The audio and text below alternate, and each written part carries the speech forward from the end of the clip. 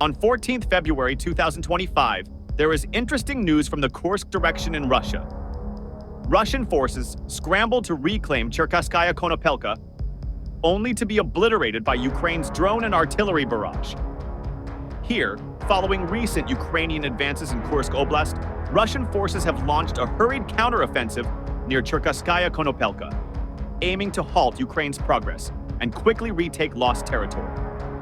However, with Ukrainians carefully planning their defense, Russians might already be too late, as this Russian mechanized assault quickly turned into another disaster.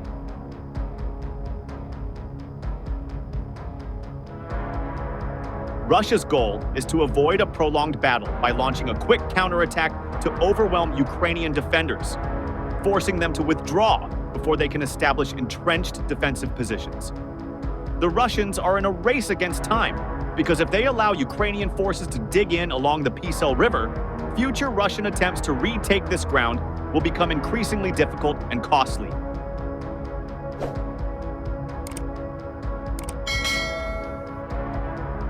Well-prepared Ukrainian defenses, fortified positions, and better supply routes could turn the battle into a long, attritional fight. Something that has already caused a lot of problems for Russian forces in the Kursk region. And Russian commanders know they do not have the spare resources for any more additional grinding battles. This is why they rushed their counterattack almost panicky, hoping to catch Ukrainian forces before they could fully consolidate their gains.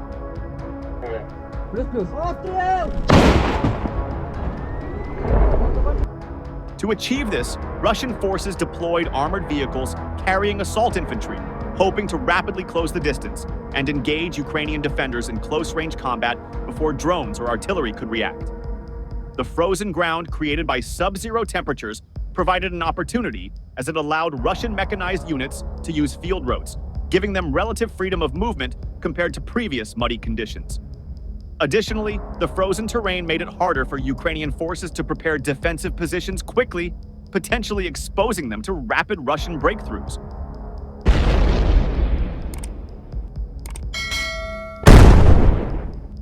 Despite these advantages, the battlefield itself worked against the Russian assault. The Konopelka River created a natural funnel, forcing Russian vehicles and troops into predictable movement corridors that Ukrainian drones and artillery easily monitored. While the Ukrainians are now positioned further from Sudzha, they enjoy concealed supply lines stretching from Sudzha to Zamoste, Makhnovka, and through the forest roads leading to Cherkasskaya Konopelka.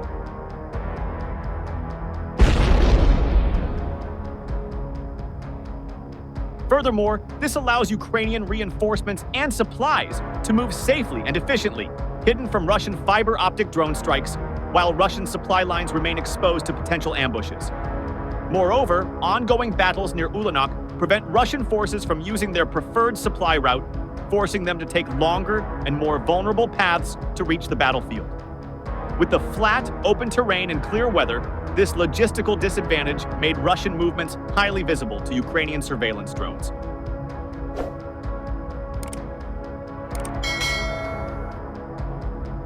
Because of these factors, the Ukrainians immediately detected the Russian assault the moment it entered the funnel. Within minutes, Ukrainian drone operators launched waves of FPV drones at the advancing armored column. Geolocated footage shows Russian armored vehicles being hit by precise FPV strikes, with the lead vehicle exploding and blocking the road behind it. As soon as the infantry dismounted, they attempted to flee into a nearby tree line, hoping for cover. But since it is winter, the trees provide no actual cover or concealment, leaving them completely exposed as if in an open field.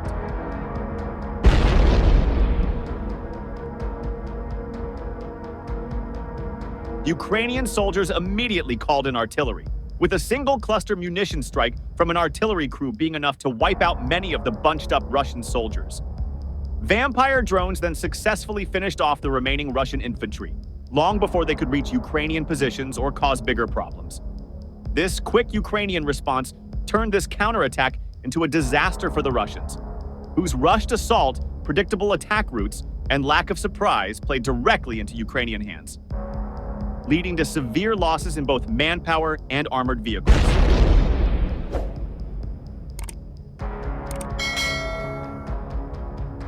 Overall, while the Ukrainians took this ground with relatively minimal effort, the Russians are now forced into reckless and costly attacks to take it back, which was the main Ukrainian goal of the operation.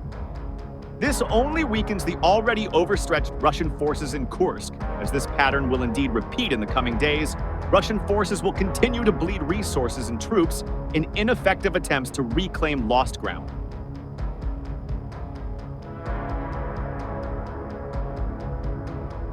Meanwhile, Ukrainian forces will aim to maintain stability along the front line, ensuring that each Russian assault only further depletes their combat capabilities in the region, safeguarding Ukrainian gains in Kursk.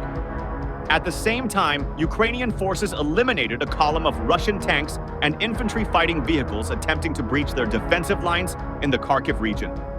The 3rd Separate Assault Brigade, which led the defense, reported the operation on Saturday, February.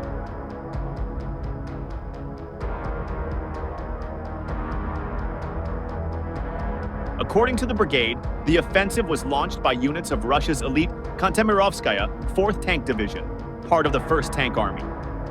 Russian troops attempted to advance near the settlement of Pershotravneva, but were met with fierce resistance, and the Russians advanced with a column of tanks and infantry fighting vehicles, supported by a buggy.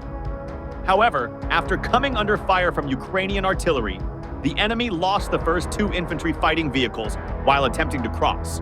The brigade's statement does not specify which crossing the equipment sank, the unit said in a statement.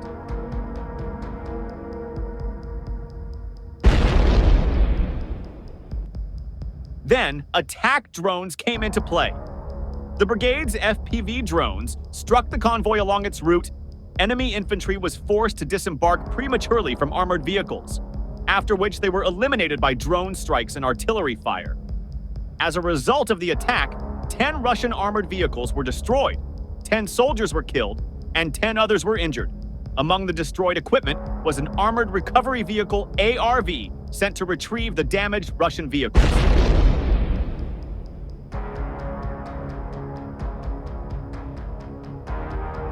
The 3rd Assault Brigade also released video footage of another Russian armored column being destroyed near the village of Vishneva in the Kharkiv region on Saturday, February 12th. Though specific details and timing of the engagement were not disclosed. The situation in the Kharkiv region remains critical as Russian forces continue their attempts to seize new territories.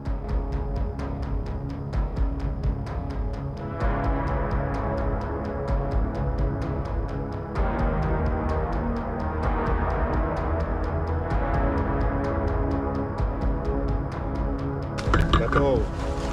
Быстро!